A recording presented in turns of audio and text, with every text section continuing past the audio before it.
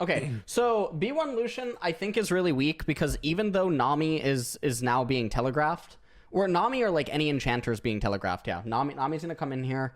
Nami's gonna come in here on B3. And B2 Jarvan, I guess it's because of misfortune because she's like a mobile, and I guess Lilia is considered a mobile. So this is like a really hard engage comp that INF or Infinity Esports is going for. And then Candids now need something that's like really good at standing their ground. Lilia in theory is like a flex pick to top. If they could retain flex pick to top and then hold it, they could maybe do weird stuff like R5 Kindred. That would be potentially Is that something okay. that like any team is doing though? Because like I know like when she like was like first came out and stuff, some people played her top, and like I see it every once in a while, but like I've never seen a team like willing to do that outside of like the first patch she was live. Yeah, so I guess they're just trying to match the Lucian Nami in terms of kill power, because if Lucian Nami fall behind, then there's no recovering. So Aurelia ban, Gnar ban comes in because maybe they think that Aurelia is being banned because they want to get Gnar, because then Jarvan Gnar combo. Gangplank finally getting banned. That's nice to see. And now Yone getting banned. That one strikes me as a little bit weird. That just has to be like a personal pick for like Grevdar or something. Yeah. There's like no way. Okay. They know he plays like mainly melees or something like this. They do Camille here. Really don't like the Camille here. There's no reason, I think, to have Camille come in super early on like this. I'm curious, though, if they're going to counterpick it. They could just do Fiora, honestly, at this point. Yeah, they could just do Fiora. The Fiora to Camille? Yeah, that's pretty sweet. If like Bugax can actually play Fiora, I mean, this Camille just walks into hell, so I don't know. Yeah. I mean, I do like Kennen looking at a misfortune in team fights, though. So yeah. There's like not really good ways to deal with Kennen either. Yeah, Vex hover. Okay. I don't think that's allowed, actually. It's not allowed. It's not allowed. They'll actually probably be told don't hover it as well after this game. Okay. All right. A Vex hover, and it's not allowed. Can we hover it in our pick ban thing? Do we have it? Vex is disabled, guys. No, because unless I'm in the client itself, it's manual. If I'm in the client, it's automatically done. But Okay. All right, that makes sense. Okay. All right, Silas is being picked. Now, oh my god, Silas they just have MF really Jarvan? He does. They have MF Jarvan, they have Leona Jarvan now all of a sudden. This is actually crazy. This is really gross. This is really gross. Kled's being MF Jarvan Kennen. Oh. You know who's actually really good here, but they're never going to pick her. It's Alawi. Okay, so let's see. Kennen is in a very weird lane state because we can see here that 3 is actually pushing into Camille. But the way that this sequences out is with Lilia pathing top lane, 4 is going to come in slow, and then Kennen is in like a really risky position on 5. So I don't know what's actually what he's actually intending to do. We got a big trade actually happening here. Cody nearly just solo kills Grevthard, swinging every which way, and I mean up top side too with Guigo, I guess, chunking out Bugax. Like this lane is completely doomed because the other thing is with Grevthar having the really good trade at level 2, he warded Raptors, so they know Solid Snake is on the bottom side of the map. So Bugax has to take a reset here, and he can't TP back into his lane. Yeah, he just loses the next 2 waves. Yeah, he loses this wave and the next one. Yeah, this is what we were just talking about, right? Where 3 was in a really weird lane state. No, you can't TP here. Yeah, he's gonna. Well, he shouldn't be allowed to TP here. Camille's gonna come down, and this is Doomsday. Lilia's gonna do Scuttle Crab and then immediately move back up into top lane. And Kennen is in a doomed position because Jarvan can't actually. No, God, no. So first of all, Cody has double Duran's rings. I just need to point that out. Second of all, he stole Scuttle Crab. He made up for it. Honestly, he's making up for almost getting killed by Set. That is exactly what's going on right now. And Bugax is allowed to live top lane. This is... Yeah, no, I mean, so Red Candids are playing really poorly with the way that they orchestrated everything top. First off, Camille should never go to get that ward because it's irrelevant. You already know everything about Jarvan. And then second off, they should be looking to literally just break Kennen's neck on wave 5. And if they do that, Camille wins out 7 through 10. And then from there, I mean, she either gets a solo kill or she'll find a solo kill somewhere 11 to 14. It's over to you, Ender. Wow. What? Yep. I mean, it's just difficult. Now Grevthar doesn't have a flash, so mid lane is about to be a kill, it looks like. I do like the read from Jojo. Jojo is waiting there, trying to let Grevthar make this one happen. And Ackerman is called back to the bot lane, so they don't actually end up going for the gank attempt. This wave should be coming back in towards Infinity as well. So seems like everything's going to be okay for them. Ken was able to fully bounce the wave on the top side of the map too. So it goes back to base with like a slight gold advantage. And I mean, that's just going to be real nice for him.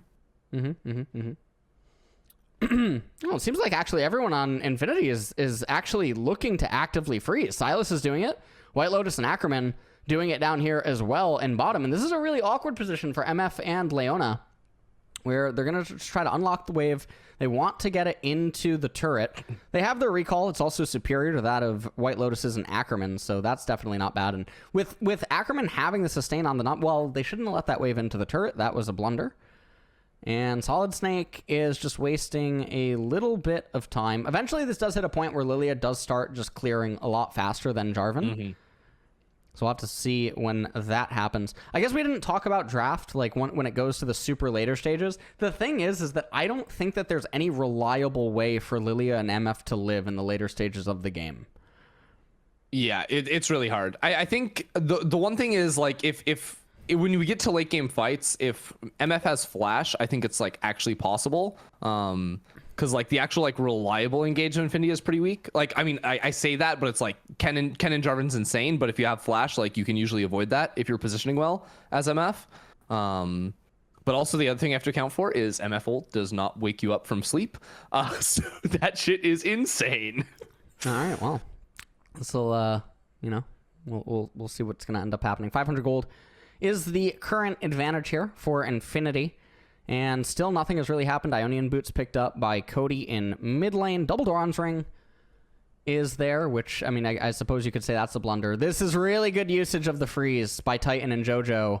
Obviously, they are able to sniff it out, but Lilia, I mean, she had nothing else to do. I mean, blue is going to come up. She's going to be there basically on time for its respawn. And this is just really good utilization of the freezing. And now this is very different from the game that we just saw between LNG and Hanwha Life, where you can see that these teams are trying to utilize lane manipulation tactics to get their advantages, and they're not just blindly handshaking on all of the waves. And I guess the only blunder where anything ever happened like this, right, was up in top lane where Camille had an opportunity to just outright win the lane. They didn't take it. I like what Solid Snake's doing. He knows that Lilia has to go onto the blue buff, and so he utilizes this opportunity to just sneak the dragon. Yeah. Oh, forced down on the bot side. JoJo with the exhaust. White Lotus will have to cleanse that one away. But, I mean, counting summoner spells, Red Canids did lose out. But here is Aegis on the flank here. White Lotus still has the flash, so should be able to dodge away from this one. The sleep isn't going to end up connecting onto him, so he can walk that one out, hold on to his flash. JoJo lost that, but still holds on to the Hex flash. There's still options to make plays on the bot side. And it looks like everything here is going pretty well for Infinity, as they did get the Infernal Dragoon, and bottom, I mean, they do end up trading some summoners, but I think that they're in a pretty okay spot. Now, the thing for Infinity that they want to do is they want to get the Ocean Dragon to come up and just capture it almost immediately. We got a trade happening in mid, but they want Mountain to come up as the third dragon of the game, and then they need to get to the Mountain Soul, because again, if this game goes late enough, I mean, things get pretty interesting on both sides. But Red Candids, likewise, they need something to happen in the mid game. Also, why the fuck does Set have why does he have Executioners this early on? What? As Silas W, man. Oh, okay. Okay. rough times.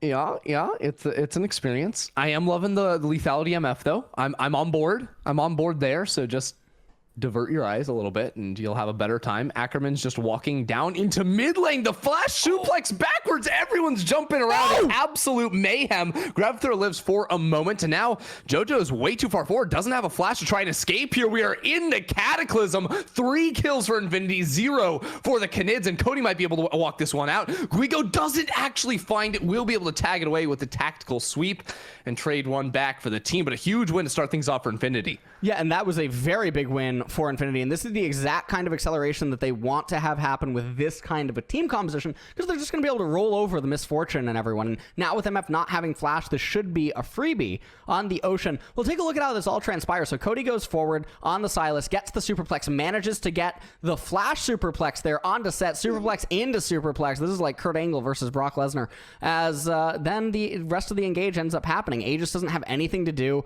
Everyone gets locked inside of the Cataclysm. Watch Titan cancel the Misfortune ultimate And that is a bit of a blunder, as Guigo is able to at least pick up one of the kills there with the Camille. But I mean, this is really, really, really rough. It's almost a 2,000 gold lead with an Infernal Dragon for a team that is dependent on being ahead early, but who curves really well into the mid game. I mean, Infinity have everything that they want so far. And it seems like Kennen is just going to take a quick recall right here. Camille is going Divine Blunderer in this game. 1.3k gold advantage right now for Infinity. Lucian 2-0-1 down there in the bot lane. And okay, Silas getting another trade there. Oh, does take a turret shot. Superplex Lilia here as well. That's going to be a kill. Solid Snake. Oh, Solid Snake almost has a chance to come in there off of the sleep. Still doing a lot of damage. He just doesn't really have the mana to continue a fight. Culling down the bot side. White Lotus not going to get much done as JoJo tanks up most of it. Zenith Blade connects. We're just fighting in mid lane. Grubflar is just there and gets a kill. TP, and we're back in the bot lane. Two observers switching back between both plays very quickly as Bugax TP'd into the mid lane and got a couple of kills too. So 1 kill in the mid lane for both teams, 1 kill in the bot lane for Infinity. It's a bit chaotic. Yeah, and I mean the highlight for these plays here is Joe would have had both plays open simultaneously if you guys watched the Rose, but unfortunately here the World Championship we don't have such quality ready.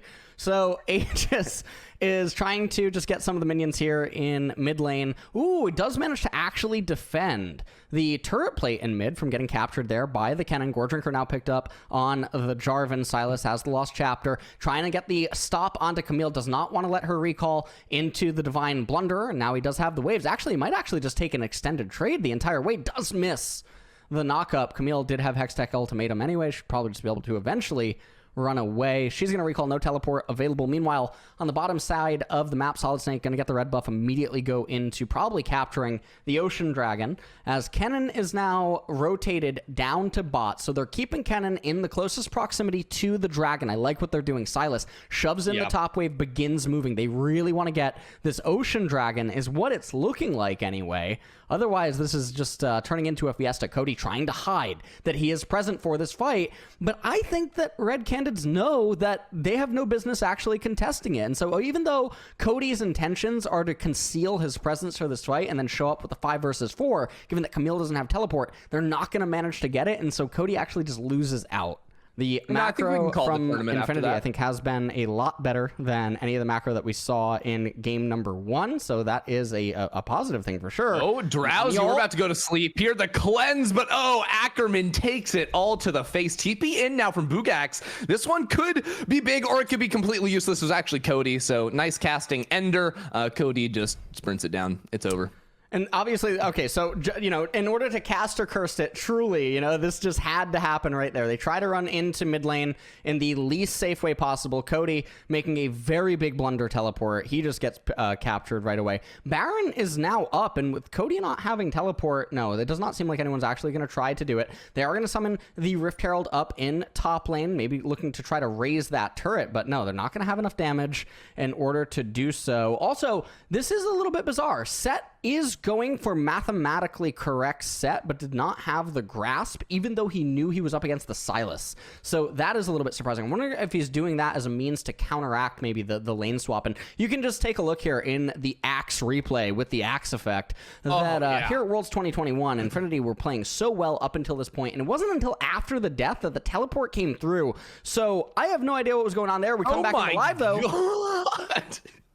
That was, oh god. And there's also just a kill somewhere else. What happened there? Titan just killed White Lotus. I literally can't even see on the map where the death occurred. But that, I mean, it just looks like it's gonna be the Baron. Bugak's still alive with ultimate. Solid Snake has it too, and Cody has some good ultimates to try and steal away, but if they just turn on you like this, there's nothing you can do. Cody flashes over the wall, and they're gonna get right back to the Baron. Important though that they are stalling out time, so Baron regened about 1,000 or 2 HP. It's down to 10k currently, but with Solid Snake in a position where he can threaten stealing it away, it's really hard for Red Canids to sit around here. You know, coming out of base, you are going to have home guards for White Lotus and Ackerman. Not going to be here immediately, but with everyone getting low, all of a sudden it could look like Bugax could get in there with a good ultimate and stop that one from going down. So Red Canids end up just wasting a ton of time there and pulling off the Baron. make sure there's no TP wards, anything Bugax can get in from behind on them. But he does have the Zonias now. Guigo just going straight on in onto Cody, very far forward without the rest of the team to be able to follow up. But all of a sudden, we get into the back line as Solid Snake jumps back onto Titan. On the other side of the fight, 2 huge damage. Grefthar and Aegis survive, though. Timed out on Titan, flashes forward, gets the double kill. Solid Snake is in the middle of 5 players, can't finish off a single one. It's 3 kills to the Canids, and they're going to Baron. Honestly, I mean, Infinity, they're in such a better position, but they're funneling in like ants over and over and over, and everything is just not synced whatsoever. And so Red Canids are going to get away with this. They're going to immediately turn over to the Baron. They're going to be able to do this relatively quickly, and there's no contest possible. So, I mean, I feel like Infinity are still actually in the game if they could get a good fight. My God, they're just going in! This is not the fight. Jesus. Yeah, this is not the fight. Well, now without your front line, you're losing it all, I think. Looks a bit doomed. I feel like the last fight was really awkward too, because like with the way it started and Cody getting like dove on, like it was just Solid Snake diving all by himself. You can put that cannon to sleep. Ooh. I mean, coming out of the Zonias too, you could even set a trap straight onto him. Yeah, Jojo lands the Zenith Blade. That's going to force a Mikhail's on out. Jojo gets taken very low, but we'll be able to walk that one off. The inhibitor goes down in the meantime. Red Cannons able to scoot back onto safety. No objectives on the map, but they got what they came for. They got the inhib. But now they've timed out the blue trinkets. Yeah, so they're just counting blue trinkets. They know there's going to be nothing left for them. Infinity now have mid push though, so the inhibitor's not really relevant for this one. Grevthar has the flank over onto Solid Snake. A lot of damage, and Bugax is not in a position where he can ult. Look at the zoning from Grevthar. The insane W there from the set. The Haymaker absolutely rolling. Nothing can be done. Titan is now walking up into the front line, getting everything to happen. I mean, Set absolutely crushing in that fight, making the engage from Red completely useless, or from Infinity completely useless. A really good example of what I was talking about. They don't have a super, they just have a cannon, but it doesn't matter. All that matters is, do they have the wave or do they not have the wave? Right? Depending on how a team fight's going to go. That's literally all that matters. There's almost no scenarios where a super is going to provide more value than just having the minions present themselves, which is why the mid inhibitor is not actually integral, and it should, in theory, only be able to produce negatives for you. Which I'm excited that it played out this way. Like, the fight happened in Baron, the minions, you know what I mean? The proximity, the wave actually matters. I think it's like a really good example that readily happened shortly after us talking about it. Yeah. That's really good. That's really good. That was a good game. Yeah. I actually like that. Infinity, so Infinity to me played a very, very, very fucking clean macro game up until that blunder in mid, and then it just really felt like they all have different ideas of where to walk or like where to be. But I actually felt like they were playing a lot better than Red.